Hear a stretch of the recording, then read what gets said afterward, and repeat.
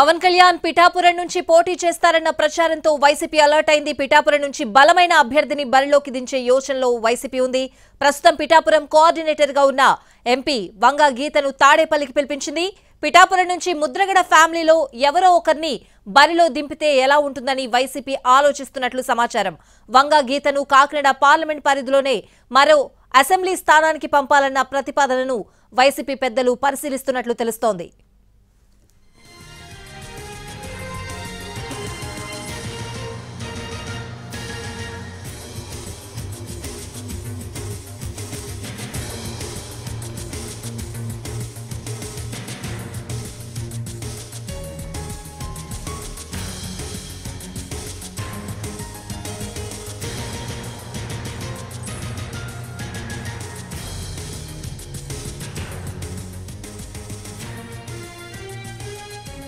పవన్ కళ్యాణ్ పిఠాపురం నుంచి పోటీ చేస్తారన్న ప్రచారంతో ప్రస్తుతం వైసీపీ అలర్ట్ అయింది. పిఠాపురం నుంచి బలమైన అభ్యర్థిని బరిలోకి దించే యోచనలో ఉంది వైసీపీ అధిష్టానం.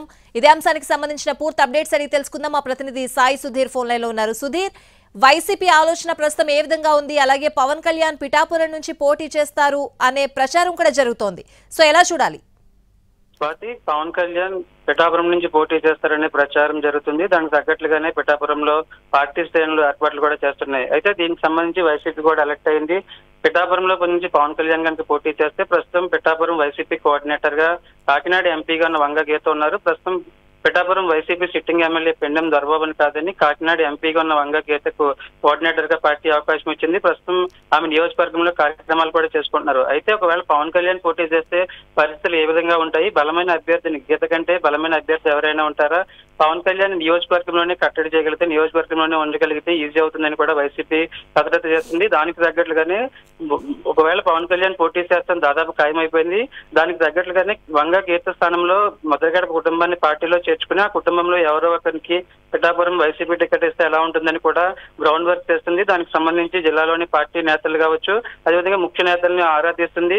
ప్రస్తుతం వంగ గీతకు సీఎంఓ నుంచి పిలుపు రావడంతో ఆమె కాకినాడ నుంచి తాడేపల్లి బయలుదేరి వెళ్లారు. ఒకవేళ పవన్ కళ్యాణ్ పిఠాపురం నుంచి పోటీ చేస్తే ఆమెను అక్కడి నుంచి తప్పించి కాకినాడ పార్లమెంట్ పరిధిలోనే మరొక అసెంబ్లీ నుంచి గీతని పోటీ చేయించే ప్రతిపాదన కూడా ఆమె ముందు పెట్టడానికి వైసీపీ సిద్ధమైనట్లుగా తెలుస్తుంది. దానికి తగ్గట్లుగానే కసరత్తు ప్రారంభించినట్లుగా కూడా మనకు పార్టీ వర్గాల నుంచి సమాచారం అవుతుంది. వంగ గీత పీఆర్పీ నుంచి 2009లో ఇదే పిఠాపురం నుంచి ఎమ్మెల్యేగా గెలిచారు కాబట్టి ఒకవేళ పవన్ కళ్యాణ్ పోటీ చేస్తే ముద్రగడ పద్మనాభం సంబంధించి నిన్ననే పవన్ కళ్యాణ్ బహిరంగ లేఖ రాశారు. తాను జనసేనలోకి వచ్చే అవకాశం లేదని కూడా ఆ లేఖ ద్వారా స్పష్టమైంది. ఈ పరిస్థితుల్లో ముద్రగడ పద్మనాభం గాని ఆ ఫ్యామిలీలో మరొకరిని కానీ పిఠాపురం నుంచి పోటీ చేస్తే బలమైన అభ్యర్థిగా ఉంటాడు. ఖచ్చితంగా పవన్ కళ్యాణ్ టఫ్ ఫైట్ ఉంటుందని కూడా వైసీపీ కసరత్తులు చేస్తున్నట్టు కూడా మనకు పార్టీ వర్గాల నుంచి సమాచారం ఉంటుంది. దానికి తగ్గట్లుగానే వంగ గీతకు సీఎంఓ నుంచి ఇప్పటి వరకు కొత్త కోఆర్డినేటర్ గా వచ్చిన వంగ గీతకు సీఎంఓ నుంచి పిలుపు వచ్చింది. దానికి తగ్గట్లుగా చర్చలు కూడా జరుగుతున్నట్లు మనకు తెలుస్తుంది. స్వాతి, సుధీర్, ఎవరైనా ముద్రగడ కుటుంబంతో టచ్ లోకి వెళ్లారా వైసీపీ పార్టీ నుంచి? ముద్రగడ పద్మనాభం నిన్ననే పవన్ కళ్యాణ్ కి బహిరంగ లేఖ రాశారు. దానికి సంబంధించి ఆయన జనసేనలో చేరడం లేదని దాదాపు క్లారిటీ వచ్చిందో క్లియర్ కట్ తెలిసింది. ప్రస్తుతానికైతే ముద్రగడ పద్మనాభంతో టచ్ లోకి వెళ్లేదు కానీ ఆయన కుమారుడు ముద్రగడ చిన్న కుమారుడు గిరితో మాట్లాడుతున్నట్లుగా కూడా మనకు జిల్లా నేతల నుంచి కావచ్చు, పార్టీ నేతల నుంచి ఉన్న సోర్స్ ద్వారా తెలుస్తుంది.